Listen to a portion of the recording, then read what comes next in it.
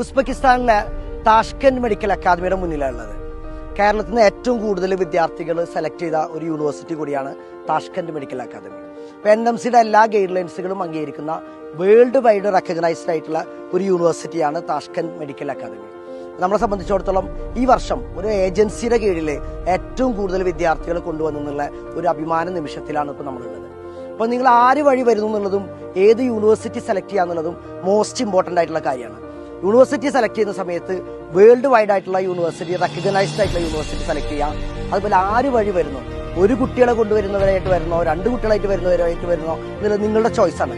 പക്ഷേ ഏറ്റവും കൂടുതൽ നിങ്ങൾക്ക് സപ്പോർട്ട് വേണമെന്നുണ്ടെങ്കിൽ ഒരുപാട് കുട്ടികളെ, എസ്പെഷ്യലി ആ യൂണിവേഴ്സിറ്റിയിലേക്ക് ഒരുപാട് കുട്ടികളെ ഫോക്കസ് ചെയ്യുന്ന കൺസൾട്ടൻസികൾ വഴി വരുമ്പോൾ നിങ്ങൾക്ക് കൂടുതൽ സർവീസ് കിട്ടുന്നുണ്ട്.